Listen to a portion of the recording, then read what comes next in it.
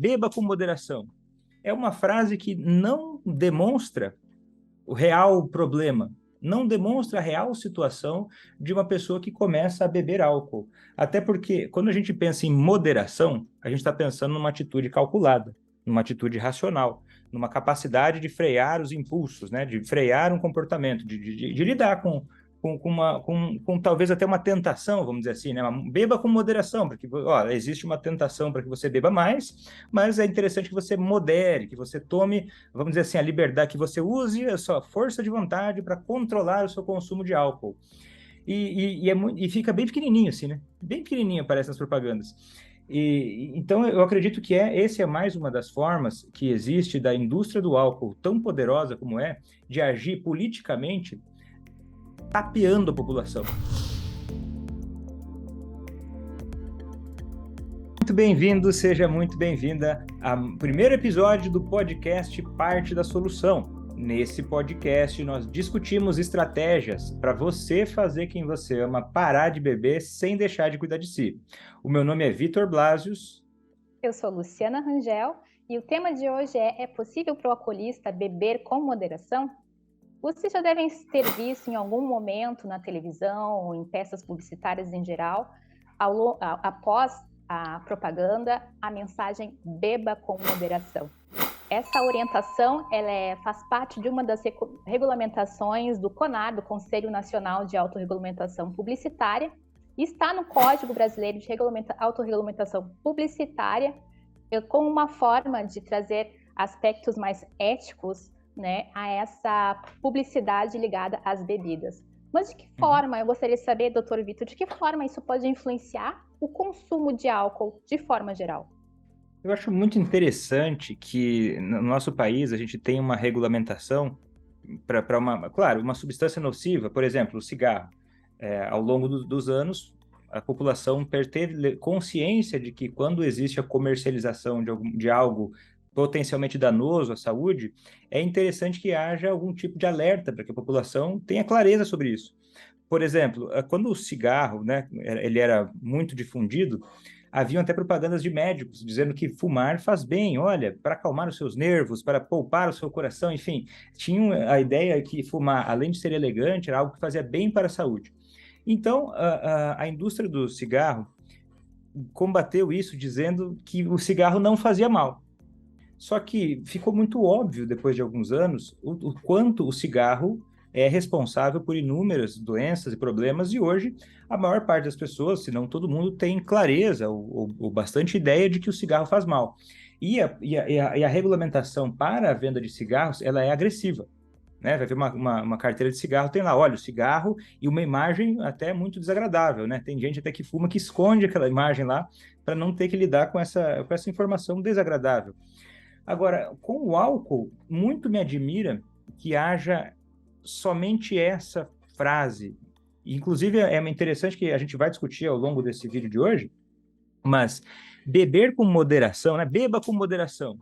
É uma frase que não demonstra o real problema, não demonstra a real situação de uma pessoa que começa a beber álcool. Até porque, quando a gente pensa em moderação, a gente está pensando numa atitude calculada, numa atitude racional, numa capacidade de frear os impulsos, né? De frear um comportamento, de lidar com talvez até uma tentação, vamos dizer assim, né? Beba com moderação, porque existe uma tentação para que você beba mais, mas é interessante que você modere, que você tome, vamos dizer assim, a liberdade, que você use a sua força de vontade para controlar o seu consumo de álcool.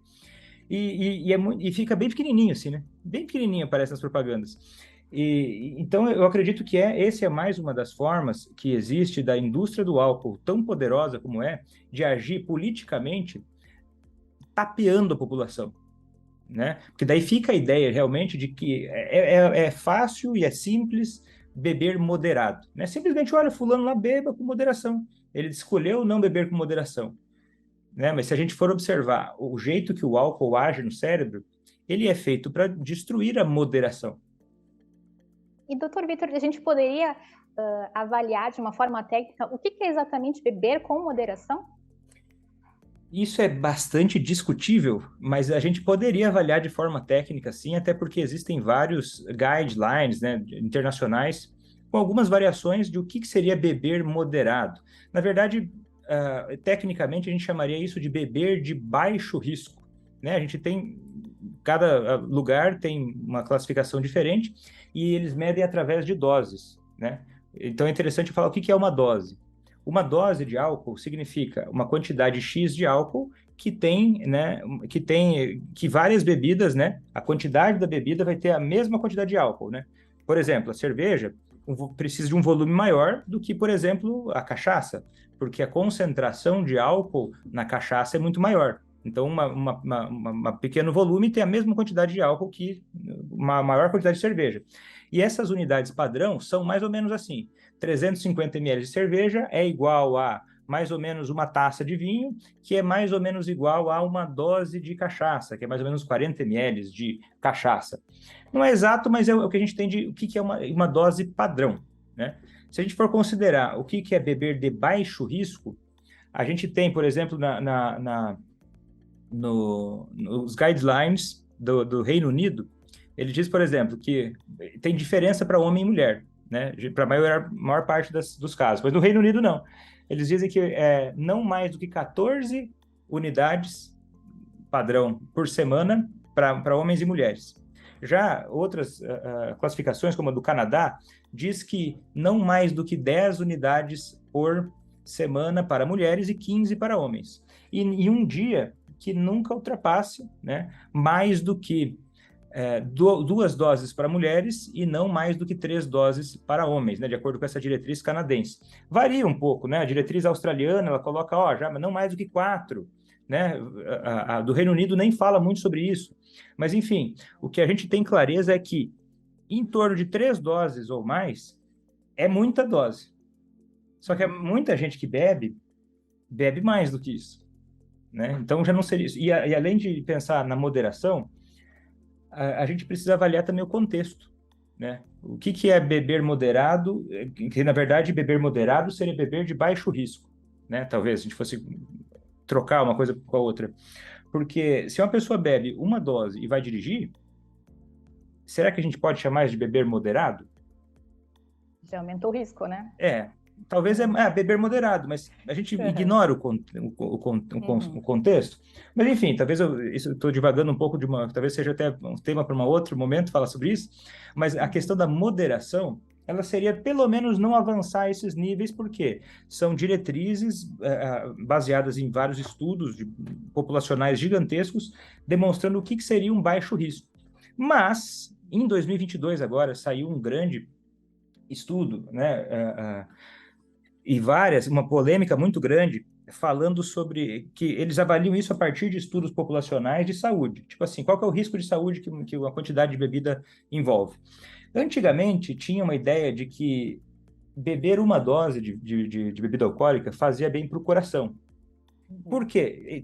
Teve um grande estudo que demonstrou isso, que era benéfico, que era protetor. Inclusive, tem muitos profissionais até famosos que em 2022 repetem assim, não, olha, beber 1 ou 2 doses de álcool, isso até seria salutar. Não existe, isso já é consenso em qualquer profissional minimamente atualizado, de que não existe beber salutar, não existe beber sem risco. Beber não é saudável em qualquer dose.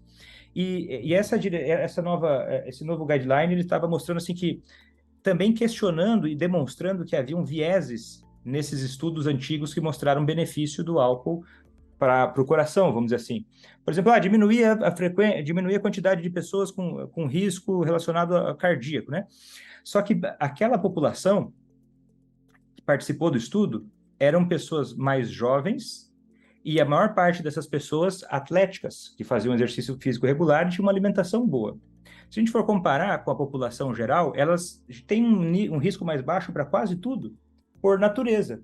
Então, se a gente avaliar essa pessoa que toma 1 dose ou 2 doses, aquela diminuição do risco não é por conta do álcool, mas por conta do exercício físico, da alimentação mais adequada.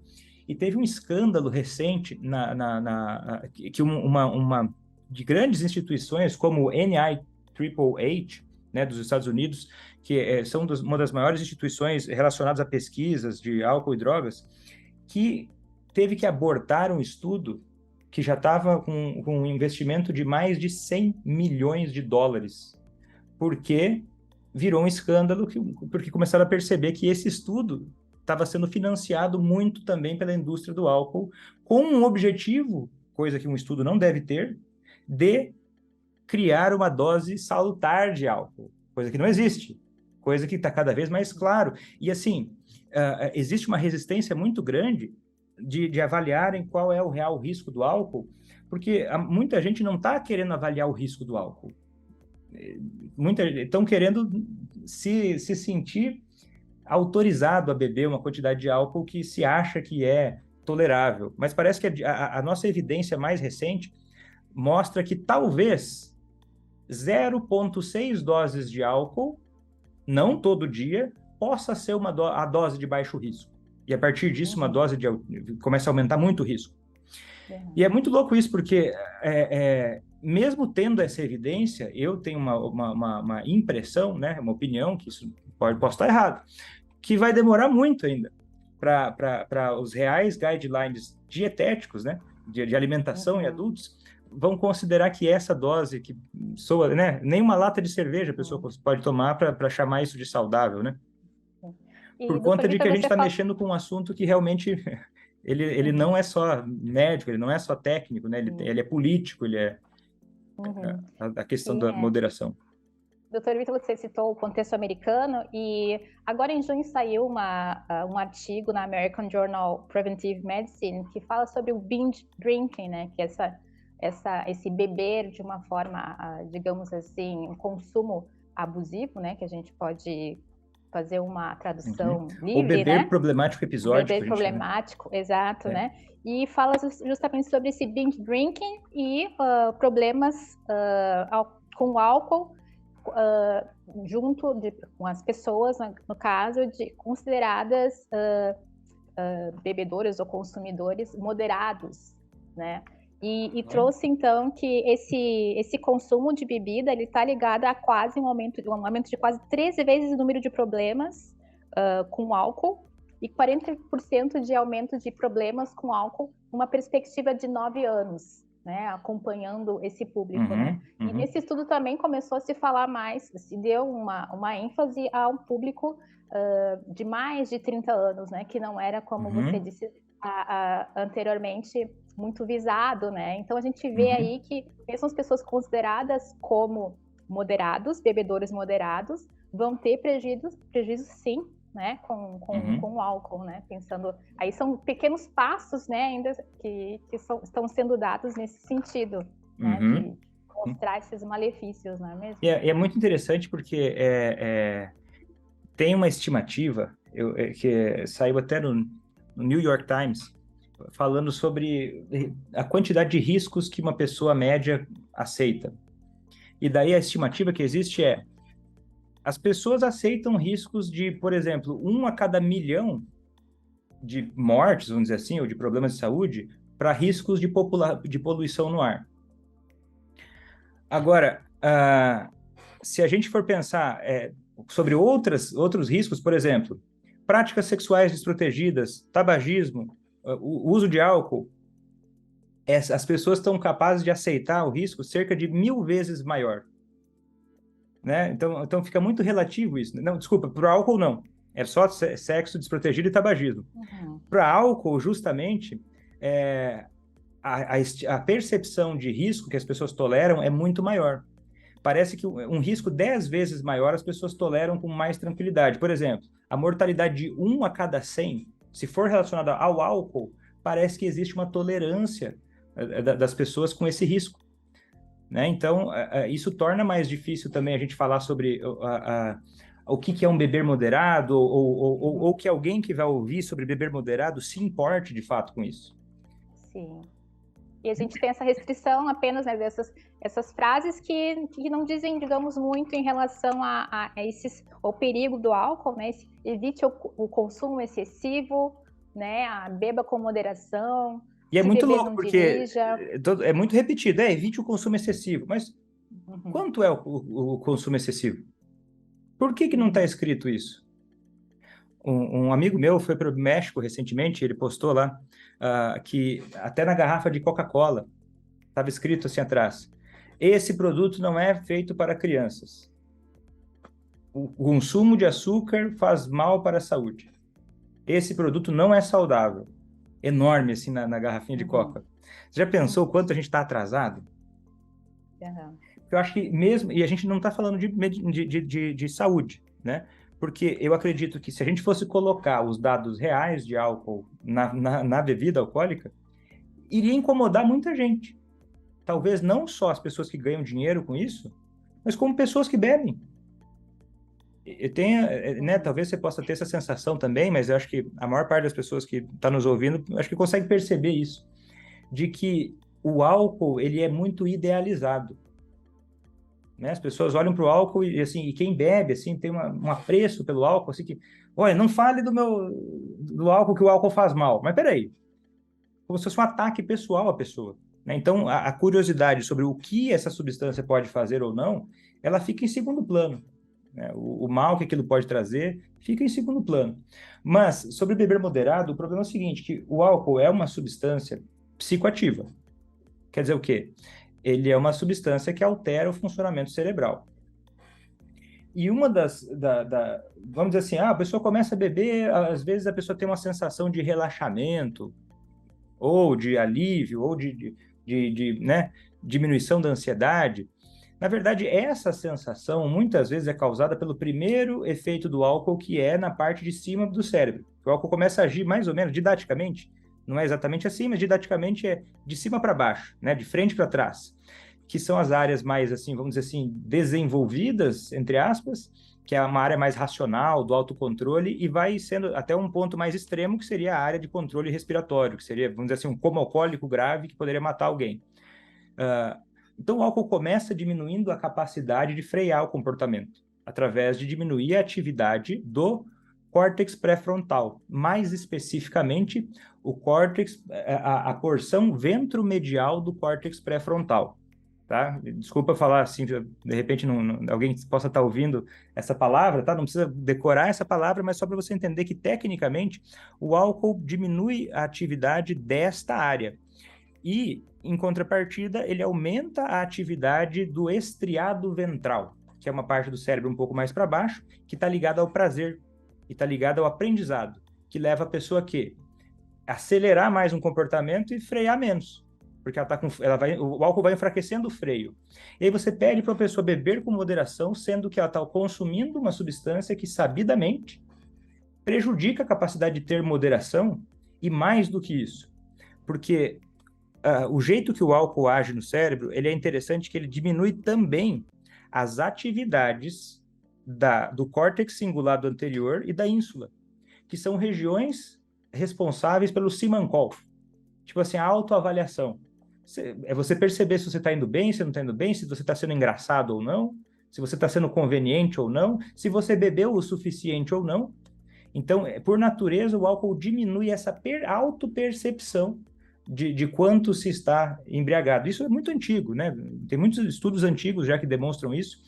E aí, quando eu ouço, né, depois de tudo que eu vi, né, e estudei, né, estudo ainda, quando eu vejo a frase beba com moderação, é uma coisa que me impacta bastante, Uhum. né, por entender isso. E é claro, tem pessoas que conseguem beber com moderação. E talvez a maioria das pessoas consiga ser capaz de beber com moderação.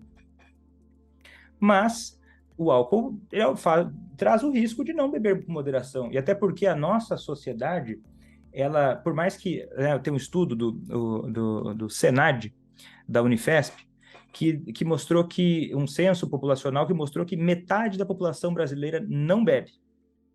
Uhum. Mas as pessoas que bebem, né, não bebem nem uma vez ao ano, mas as pessoas que bebem, a maioria das pessoas que bebem tende a beber pesado. Tipo assim, o que vai lá? Vai comprar um six-pack de cerveja. Já é um binge drinking, já é um beber problemático episódico. Eu aposto que talvez, para uma pessoa que talvez está escutando pela primeira vez esse conteúdo que a gente está fazendo aqui, talvez está até meio impactado ou até achando graça. Tipo, como? Isso aí, todo mundo bebe assim? Não dá problema? Isso aí, olha, tantas vezes as pessoas fizeram isso, ou até a pessoa às vezes acha por conta própria de que beber 2 doses ou 1 dose não é um risco para beber e dirigir, por exemplo. Por que já fez isso tantas e tantas vezes? Por quê? E eu acredito que é por conta daquela estimativa do New York Times do risco que se aceita, né? Se está ligado ao álcool, as pessoas aceitam um risco de 1 a cada 100. Só que já pensou, 1% da população morrendo por um risco desse é muita gente, né? E pensando ainda na população brasileira, né? Você trouxe esses dados a maioria da população brasileira não bebe, né? De forma geral. Saiu agora em 2022, né? Os dados do Ministério da Saúde, da Vigilância de Fatores de Risco e Proteção para doenças crônicas, que eles fazem por inquérito telefônico, né? E mais ou menos 27 mil brasileiros responderam essas questões e trouxeram dados interessantes, né? Que um percentual de homens que consumiram eles fazem um aspecto assim nos últimos 30 dias, né? Que tinham feito o consumo de pelo menos 5 ou mais doses de bebida nos últimos 5 dias. E a gente tinha uma variação entre 18% da população, né, dessa amostragem, 25% dos homens tinham feito esse uso considerado, né, já abusivo, e 12,7% mulheres. E uma coisa que eu achei bem interessante foi que em ambos os sexos essa frequência diminui com a idade a partir dos 35 anos e aumentou com o nível de escolaridade. Então a gente não poderia nem pensar assim, maior escolaridade, maior esclarecimento e consciência dos malefícios, né? Então, a gente não teria nem como fazer esse tipo de associação, né? Justamente o contrário, o nível de escolaridade aumentava o consumo abusivo do álcool, né? Achei bem, assim... E é interessante você falar isso porque, realmente, essa nossa conversa aqui, até porque esse podcast ele é voltado para estratégias para fazer quem parar de beber. Isso que a gente está trazendo aqui são informações privilegiadas para contextualizar a pessoa que, de repente, vive com alguém que bebe demais e vê essa pessoa bebendo demais e, às vezes, quer que essa pessoa pare de beber, né, necessariamente. E ela pode se enganar achando que, olha, eu preciso alertá-lo, né? Eu preciso mostrar esse episódio para que a pessoa veja que, olha, que o álcool realmente faz mal. E, realmente, isso não é esse o caminho. Até porque, se a gente for ver estatisticamente, médicos e profissionais da área da saúde bebem mais do que a população geral. Porque não é uma questão de saber que faz mal para a saúde, né? A questão tem muito mais a ver com a cultura, até a cultura de uma própria família, né? É muito comum que uma pessoa que exagere, o pai exagerava, a mãe já exagerava, vão se reunir com a família, fazem piadas relacionadas ao álcool. Então, isso tudo é como se tivesse uma bolha social que incentiva o uso não moderado do álcool. E até fazem piada com essa frase mequetrefe que o CONAR se atreve a dizer que é uma medida ética, né? É um tipo de ética que, na minha visão, é muito diferente do que eu considero ético, né? Pensando em saúde, né? Em saúde. E pensando assim, nessa diferença, né? A gente falou, a pessoa fez um consumo abusivo, né, do álcool episódico, né? Bom, qual é a diferença de uma pessoa que consegue, digamos assim, beber moderadamente e um alcoolista? O que difere os dois? Difere que o alcoolista tem até um estudo muito interessante que fizeram com ratos, tá? Até, se não me engano, esse estudo é de 2021 ou 2020. Deixa eu ver se eu acho ele aqui. Que mostrou o seguinte: pegaram ratos e fizeram eles... vamos dizer assim, criaram um estímulo em que eles apertavam uma alavanca. É um estudo que saiu na Biological Psychiatry, uma revista muito conceituada, que mostrou o seguinte, que ratos que tinham... eles aprendiam a apertar uma alavanca e receber álcool. O álcool é uma substância reforçadora, isso acabava levando os ratos a apertarem mais vezes aquela alavanca. Então, o que fizeram? Beleza, então ensinaram o rato que ao apertar aquela alavanca, ele recebia uma dose de algo reforçador. Então, ele aprendia e apertava mais vezes aquela alavanca. E aí, eles fizeram um outro experimento. Eles fizeram o segundo passo do experimento, era o quê? O rato apertava 10 vezes, ele recebia o álcool. Mas na 11ª vez, ele recebia um choque, junto com o álcool. A maior parte dos ratos Depois, quando tinha a oportunidade de apertar novamente essa alavanca, no terceiro estágio desse teste, não apertava mais com tanta frequência. Porque é como se tivesse aprendido. Ele aprendeu que era bom, mas ele teve choques, teve uma consequência negativa, vamos dizer assim. E aí, ele, na próxima vez que tinha a alavanca disponível, ele não apertava mais tanto. Porque ele não associou só a parte boa, ele associou a parte ruim. Mas alguns ratos, mesmo tomando os choques violentos, não paravam de apertar essa alavanca. E aí fizeram vários testes né, demonstraram algo que a gente já suspeitava, que o álcool ele ativa a área do prazer. Já falei um pouco mais, né, do estriado ventral, e especificamente uma região chamada núcleo accumbente. E quando a pessoa bebe cada vez mais, ela vai fazendo o quê? Ela cria um aumento de receptores chamados D1 nos neurônios espinhais do núcleo accumbente. E o que isso faz? Isso faz com que a pessoa aumente a quantidade de álcool que ela vai ingerir a cada situação. Só que quando a pessoa ela é punida, isso reduz, isso dá uma freada. E a pessoa começa a já não, ela freia antes. Então, os ratos alcoolistas, eles não tinham essa capacidade de frear antes, de aprender com o erro, vamos dizer assim. Por quê? Havia um tracto, né, um caminho de neurônios que ligava o córtex pré-frontal ventromedial até esse núcleo accumbens. É como se tivesse um cabo do freio, que nos ratos alcoolistas, vamos dizer assim, esse freio não existia. Então, mesmo tendo uma consequência negativa, o rato não parava, não freava. É como se não tivesse uma voz na cabeça dele que dissesse: olha, chega, já deu. Tipo assim, você enfia o dedo na tomada, você vai tomar um choque, você não vai fazer isso de novo. Mas no caso o rato alcoolista, ele não parava. Ele não parava por conta desse mecanismo cerebral. Então, uma pessoa que tem alcoolismo, a gente pode extrapolar, né? Porque não dá para fazer um estudo desses com humanos, né? Por razões éticas e óbvias, é muito invasivo.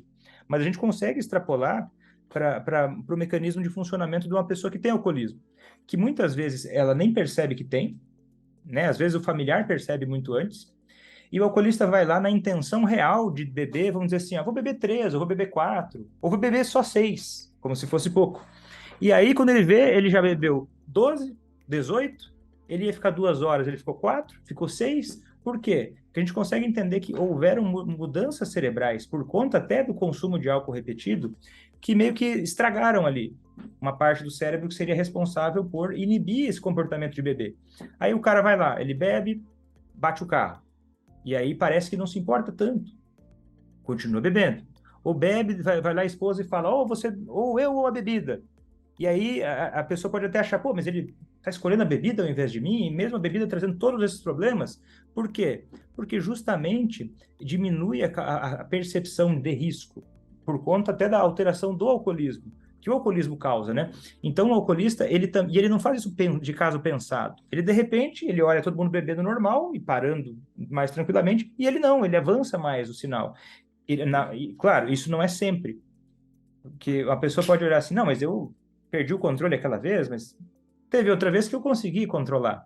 Porque esse mecanismo ele não é sim ou não. Existem graus dessa mudança, dessa alteração que eu falei aí do ventromedial para o núcleo accumbens, que fazem com que o alcoolista, por padrão, a maioria deles consegue controlar em alguns momentos. Mas em vários outros momentos, não.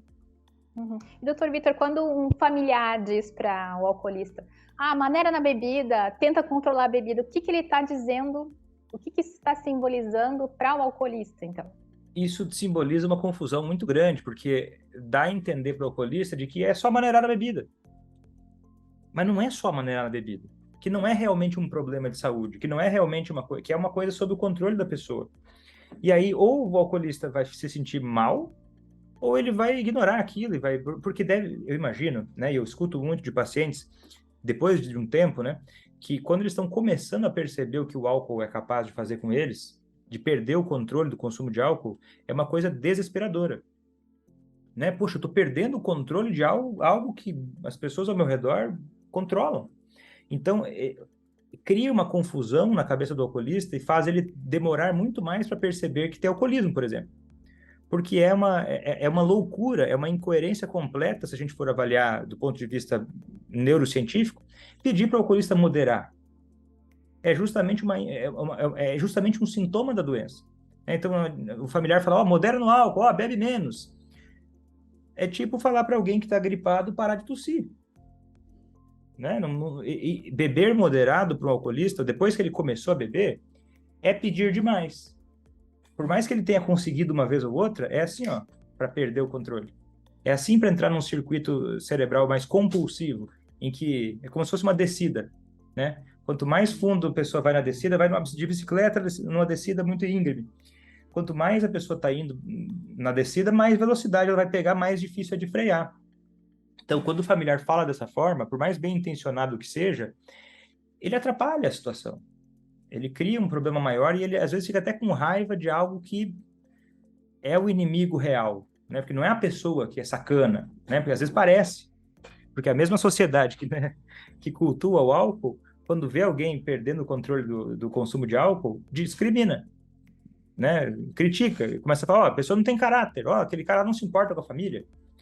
Então, acho que por isso que eu acredito que é muito importante para o familiar que tem alguém com, né, um familiar com alcoolismo, tem acesso a informações como essas que a gente está trazendo aqui, né, para começar a ter uma ideia, né? A gente está no primeiro episódio desse podcast.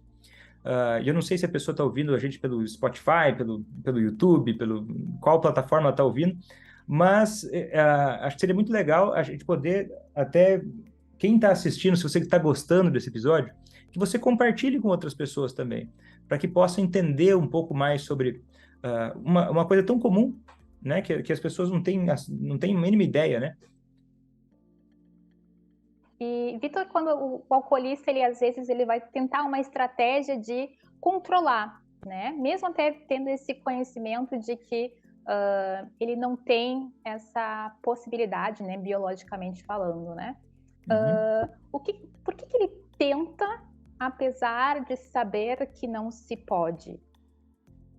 Por várias razões. Eu acho que a principal é que ele não acredita que ele não vai conseguir controlar. Acho que muitas vezes ele demora para se dar conta disso.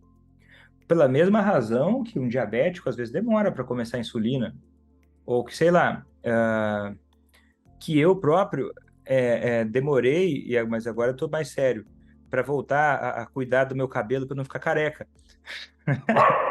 Eu sei que se eu não fizer alguma coisa, eu vou ficar careca, mas durante um bom tempo eu fiquei pensando, porque o ser humano, por natureza, não gosta de aceitar limitações. A gente não gosta de aceitar que tem uma doença, ainda mais quando é algo que o alcoolista, por natureza, valoriza, que é o álcool.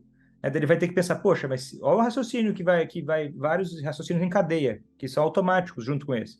Se eu não posso beber moderado, talvez eu não possa beber. Se eu não puder beber, puxa, talvez a minha vida vai ser uma droga. Se eu não puder beber, talvez os amigos que eu ando vão me criticar, vão me excluir, né? Vão fazer piada da minha cara. Então, tudo isso, todo esse bolo de coisas, contribui para fora o próprio funcionamento cerebral, que eu falei um pouco antes, da dificuldade de perceber por conta própria que realmente existe ali um problema, né? Porque daí ele pensa, pá, tá, beleza, tem vezes que eu não controlo, mas ele fica negociando, fica barganhando, como qualquer ser humano que tem um problema. Fica barganhando, mas será que... mas se eu tentar de outra forma, até se convencer, vamos dizer assim, né, que pode beber moderado. Às vezes a pessoa pode demorar muito tempo, ainda mais se o contexto dessa pessoa favoreça a confusão. Tipo assim, ele tá tentando beber moderado. Aí vai lá, o marido da mulher que tá tentando beber moderado tem alcoolismo. E vai falar, olha, meu amor, vamos tomar hoje só uma taça de vinho. Vamos lá, você consegue. Talvez até naquele dia ela consiga, mas no dia seguinte vai enfiar o pé na jaca. Por quê? Porque está provocando partes do cérebro ali que vão dificultar. E vai criar uma ilusão, por exemplo, nessa mulher, de que ela é capaz. Ou vai criar uma ilusão assim de que, o que será que o meu marido vai pensar de mim se eu não conseguir controlar? Ele vai olhar para mim, que será que esse cara, esse meu marido, vai pensar se ele souber que ele está casado com uma alcoólatra? Será que ele vai tolerar isso? Porque até na cabeça da pessoa tem uma ideia de que alcoólatra é uma pessoa desprezível. O alcoólatra é tipo um mendigo, assim, uma coisa assim nossa senhora, uma pessoa deplorável, uma pessoa que vai colocar tudo a perder, uma pessoa que é egoísta, não se importa com ninguém, uma pessoa realmente marginalizada. Então, ninguém quer se identificar com esse conceito, que ele, apesar de muito errado, ele é a ideia que as pessoas têm do que é um transtorno por uso de álcool. Então, acho que todo esse imaginário popular, toda essa confusão emocional, todo esse contexto que muitas vezes o familiar, que não entende o que está acontecendo, cria, que pode dificultar a pessoa perceber que precisa, que realmente não consegue controlar e que a vida sem álcool pode ser boa, né? Um mecanismo de defesa. E até, às vezes, a gente vê uma pessoa está se esforçando, né, para se manter em sobriedade, está num evento da família e escolhe tomar um suco em vez de tomar uma cerveja, um champanhe, e a gente vê um parente, né, um amigo, toma só uma tacinha, né, não é nada, por que não, ou questiona, né, por que não está bebendo, como se fosse algo de outro mundo, né, a gente vê muito esse aspecto social que é muito forte, né. Ou fala assim, mas você está sendo muito rígido, você está sendo muito, você tem que ter equilíbrio na vida, até água demais faz mal, né, começa a já virar um tipo de argumentação louca. E assim, as pessoas fazem isso por quê? Porque não tem noção, que não fazem ideia, né?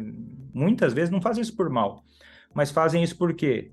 Porque a própria propaganda, o próprio CONAR, né, vamos dizer assim, o próprio CONAR permite isso, a própria legislação permite isso, e cria essa ideia absolutamente rasa e incorreta a respeito de o que é essa substância psicoativa, que é o etanol, né? Tão comum e tão dito como social, né? E daí fica o estranho a pessoa que não bebe, né? Isso é impressionante. É a única droga que a pessoa precisa se justificar por que não está usando. Né? E dentro dessa situação, doutor Vitor, como é que uma pessoa que está ajudando, né? Vamos imaginar uma aluna ACA, né? Uma pessoa que está começando a conhecer o conteúdo aqui do amor contra o alcoolismo, como é que uma pessoa pode ajudar o alcoolista a se manter em sobriedade, tendo em consideração esse contexto, né, social que não é muito favorável? São várias coisas, né? Com certeza a gente não vai conseguir esgotar elas aqui hoje, até porque tem o curso ACA em que eu ensino todos os detalhes disso, né, a fundo, que é uma estratégia séria e completa, né? Mas a gente, para começar a falar sobre isso hoje, eu acho que nesse contexto seria interessante que a pessoa entendesse que beber moderado não é uma opção. Então, e que, entendendo que uma pessoa que, vamos dizer assim, que para de beber num contexto social, ela vai ser alvo de piadas, ela vai ser alvo, muito provavelmente, disso que a gente estava falando. Então, uma forma boa dela começar a incentivar é ela sendo um exemplo. Como? Ela não bebendo. Nem em eventos sociais, ela experimentando, ela vivendo aquilo que ela quer que o outro faça. Né? Porque não é porque às vezes a pessoa fica com uma ideia de que não, mas eu não tenho problema com álcool. Mas às vezes é uma resistência própria de lidar com a... Beleza, então se você não tem problema com álcool, vai ser fácil. Porque para uma pessoa que não tem problema com álcool, não beber é muito simples. Você não fica pensando nisso o tempo todo. Mas às vezes por uma mera vergonha, uma mera preocupação com o que os outros vão pensar, ela acaba...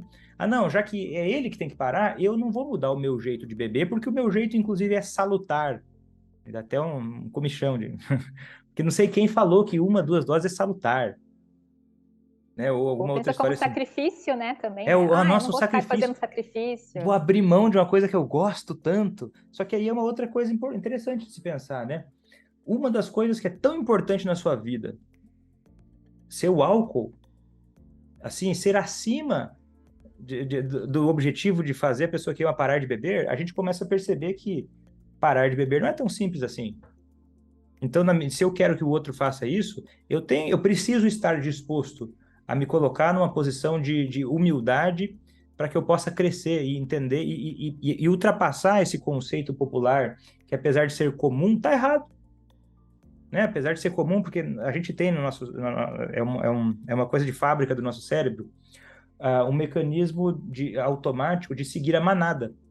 É igual no Discovery Channel, os animais que seguem a manada. Se a manada está indo para lá, a manada começou a correr, eu corro também, porque pode ser que tenha um predador atrás. Então a gente tem um pouco disso, de copiar as pessoas que estão ao nosso redor. Só que numa situação como essa, isso pode e muitas vezes é fatal. Então, se ela vai precisar experimentar isso. E não, claro, não é só isso. Né? Não é só isso. Tem gente que vai falar, não, mas eu não bebo, eu tenho ódio ao álcool, mas o meu familiar segue bebendo. Só que o ódio ao álcool também gera uma situação ruim. Porque se a gente colocar um extremo de um lado, a gente começa a criar um atrito. Né? Tipo assim, se eu odeio álcool, nossa, eu não quero nem saber de pessoas que bebem. Também gera uma animosidade que faz com que as pessoas tendem a querer proteger o outro lado, né? Então seria o seguinte, diminuir o quanto valoriza o álcool, o familiar, eu acho que é um bom começo nesse conceito. E não, de maneira nenhuma, eu espero que já tenha ficado claro isso, tentar ou convidar o alcoolista a beber moderado, né? Não ficar esperando que ele faça isso. Eu acho que são coisas que já começam a ajudar. E não imaginar também que é o seguinte, às vezes o familiar, ele pensa, principalmente quem não tem problema com álcool, ele vai lá, bebe uma ou duas doses e para ele parar de beber é tranquilo. Aí ele olha o outro fazendo isso e não parando de beber, e ele compara a partir da régua dele. Mas se para mim é tão fácil, para ele deve ser fácil. Só que não é igual. Tem gente que gosta de jiló, adora. Tem gente que gosta de coisas diferentes. O cérebro das pessoas não lida com o álcool de forma igual. Para uma pessoa que tem problema com álcool, na maioria das vezes, a sensação do álcool é muito mais gostosa do que quem não tem problema com álcool.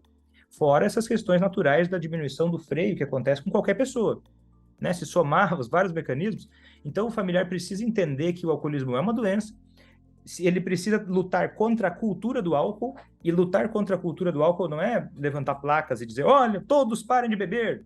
Eu acho que isso aí vai gerar um efeito colateral, mas ele deve ser um exemplo, ser normal, ó, como é normal eu não beber numa situação social, como é normal eu não beber num jantar, né, e tá tudo bem. E eu vou te dizer, eu não tenho um problema com álcool sabido. Meu avô teve o alcoolismo, morreu por conta de sequelas disso.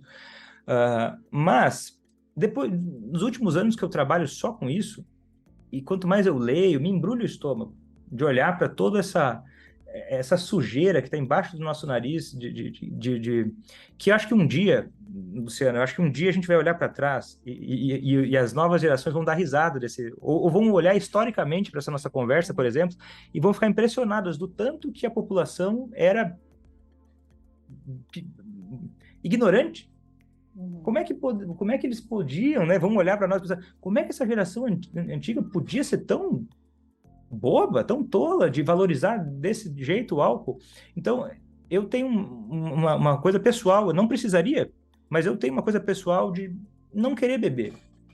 Porque eu acredito que... porque eu valorizo muito a liberdade. A minha liberdade, eu valorizo muito o pensamento crítico, e eu quero criar o meu filho com essa capacidade de pensar por si próprio. E eu sinto muita pressão social relacionada ao álcool, né? Inclusive, no Dia dos Pais, recentemente, eu fui num local que... eu adoro carne. E aí, à tarde, ia ter uma exposição, mas ia ter um evento com carnes diferentes que eles estavam fazendo lá na churrasqueira. Só que o foco do evento era a harmonização de cervejas com carne. Cara, e era um lugar onde tinham piscinas. E, cara, não é nada saudável misturar isso mentalmente e nem tecnicamente, porque, assim, é Dia dos Pais. Eu estava celebrando ali o primeiro Dia dos Pais da minha vida, tendo um filho. E aí, eu ia pegar o primeiro Dia dos Pais da minha vida e eu ia diminuir a minha capacidade de estar presente? Não faz sentido, é loucura, é absurdo, é ridículo. Então, eu me considero um rebelde. E eu gosto de pensar em mim dessa forma. Um rebelde, uma pessoa que não bebe. E eu acho que quanto mais eu vivi isso, mais claro isso foi ficando. Porque se a gente vai lá e cede, bebe um pouco numa situação social, não, leve uma bebida, beba um pouco. Você às vezes não tem a percepção do peso que as pessoas levam ao álcool. Parece uma coisa, é brutal. Então, viver sem beber, eu acho que também vai ajudar o familiar a abrir os olhos e ele próprio perceber que a ideia de que não beber num jantar vai ser algo desagradável. Ah, mas eu não vou conseguir conversar com os amigos. A pessoa nem sabe mais. Às vezes o próprio familiar, mesmo não tendo alcoolismo, ele não tem mais a autoavaliação. Então, eu acredito que é muito importante ele começar experimentando isso na pele, né? Não na teoria, mas na prática, vivendo isso e olhando para as pessoas ao redor, vendo como é que as pessoas lidam. E muitas vezes a pessoa que faz isso se surpreende, percebendo o quanto de alcoolismo tem ao seu redor e a pessoa nunca se deu conta. Aquele Até no tio, aquela sentido tia, aquela, no né? sentido até das pessoas pensarem, não sei o que eu faço com meu marido alcoolista, não tem mais programa para fazer com ele, até porque aquela pessoa não ter também esse repertório, né? Tá Aham, tão conectada esse contexto regado a álcool, né? Ela não sabe quais são as uhum, possibilidades, né, que ela tem quais são as atividades que ela pode aproveitar, né, uhum. com o familiar, sem precisar beber. É, e outra questão que eu acho bem curiosa é o seguinte, tem gente que manda, fala assim, Vitor, mas olha só, vai ter um evento de família. Como é que eu vou com um evento de família com o meu familiar alcoolista e eu não vou beber? Mas, ué, por que que você não tem que beber no evento de família? Que família é essa? Primeiro que não deve ter criança, né? Porque tem pesquisas que falam, por exemplo, o risco que existe, sério, é um dos piores riscos que tem, assim, de um cuidador, um adulto que está cuidando de uma criança, se ele bebe até mesmo uma ou duas doses de álcool, tem pesquisas que, não, enfim, não vamos prolongar nisso, talvez seja até tema para outro podcast, reduz muito a velocidade de resposta. E às vezes, quem tem uma criança em casa, e eu, para mim, é muito presente isso, que meu filho fez 8 meses ontem, antes de ontem, às vezes o reflexo que você tem que ter pode, sei lá, o seu filho cai de cara no chão, ou até uma coisa pior, né? Então, assim, se a sua família tem essa cultura, eu acho que a sua primeira missão é você, vamos dizer assim, não é lutar contra isso, porque eu não acredito que deve, porque na minha opinião, você se quer fazer quem você é parar de beber, começa com uma pessoa. É essa pessoa mais significativa. Mas nesse momento, eu acho que é importante a pessoa treinar a autoafirmação de chegar numa festa de família e falar, olha, eu não, obrigado. Às vezes até em festa de aniversário de criança, às vezes o centro é o álcool, né? Então é uma coisa que, poxa, você tem que começar a aumentar o seu repertório, como você falou, e combater dentro de si essa pressão social e muitas vezes combater essa pressão social das pessoas mais próximas, né? Que vão te fazer piadinha. E aí, como é que você vai responder? Você treina, aprende. E não precisa chegar, só vai se ferrar, ou não, assistiu o episódio do podcast Parte da Solução, o Vitor e a Luciana estavam falando que vocês não podem fazer isso. Não é uma boa forma de fazer isso, né? Tem que ser o exemplo, tem que ser ela própria vivendo essa coisa de que é normal, e é normal, não beber. É uma opção válida de vida. Tem pessoas que Trabalhar podem pela beber. modelagem, né? É, Como modelo, né, de é um alguém. modelo, né? Que é a melhor forma de ensinar alguém é pelo exemplo, né? Sim, sim.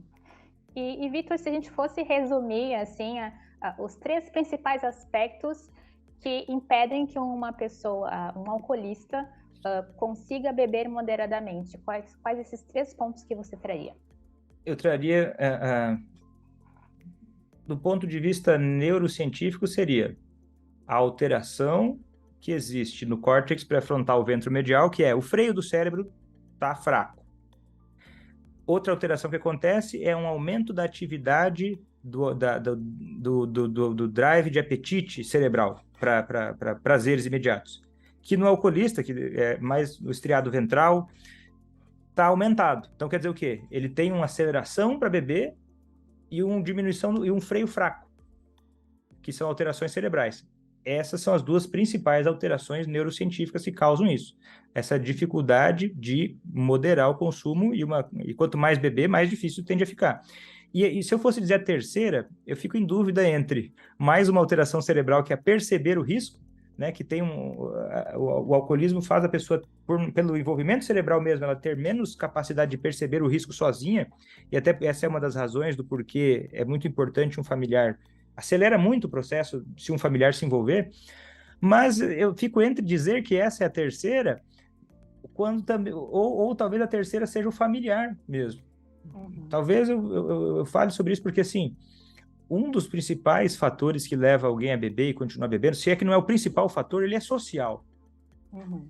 Então, eu colocaria o terceiro fator que dificulta um alcoolista beber moderadamente, seria o familiar não saber o que está fazendo Uhum. e se sentir cheio de razão. né? Porque isso tende a aumentar as chances do outro beber, ou para se provar, ou para defender a própria ideia de liberdade. Enfim, tem várias coisas que o familiar precisa entender se ele quer realmente ajudar quem a parar de beber. Então, eu não colocaria como, vamos dizer assim, não é questão de culpa, mas é questão de entender que, né, o ambiente é importante. E o ambiente do alcoolista, muitas vezes, é um familiar que está perto. Então, ele pode ser um fator que leva a pessoa a beber mais ou menos, né, ele querendo ou não. Né? Então, eu diria que esse é o terceiro.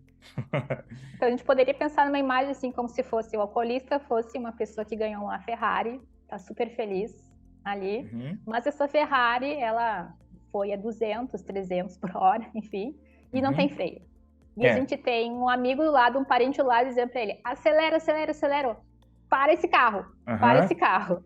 Não, mas vai só devagarinho, vai devagarinho, mas não consegue devagarinho. Um carro de Fórmula 1 não vai devagarinho. E aí, quando ele bate no cruzamento, mesmo assim ele continua. E continua, bate e continua. Então, é isso aí, é uma boa definição. Bom, então, nós vamos finalizando aqui por hoje o nosso podcast Parte da Solução. Nos encontramos na próxima edição para continuar falando com vocês como conseguir ajudar a fazer. Então, para a gente discutir mais sobre as estratégias para você fazer quem você ama parar de beber. Né? Esse nosso tema inicial, talvez ele tenha sido até um pouco mais focado. A gente tem que falar de vários assuntos, né? Esse é um assunto amplo, realmente. E a nossa ideia é poder trazer aqui um pouco mais de profundidade, que eu acredito que a liberdade, ela só vai ser a gente só vai se aproximar dela na medida que a gente tiver conhecimento. Né? Então, eu acredito que essa é uma ferramenta muito importante para você aprender sobre como fazer quem você ama parar de beber sem deixar de cuidar de si. Então, a gente ainda vai ter muitos episódios com outras nuances importantes para entender, e também com algumas informações privilegiadas. Não saia jogando na cara da pessoa que você ama as coisas que você aprendeu aqui. Essas informações aqui são para você, e ao longo dos próximos episódios, ou se você quiser entender um pouco mais também, o curso ACA é uma ferramenta onde eu ensino esse método para fazer quem ama parar de beber em detalhes, pode ser uma boa opção. Né? Então é isso aí. Até a próxima. Tchau. É isso aí. Rendeu bastante.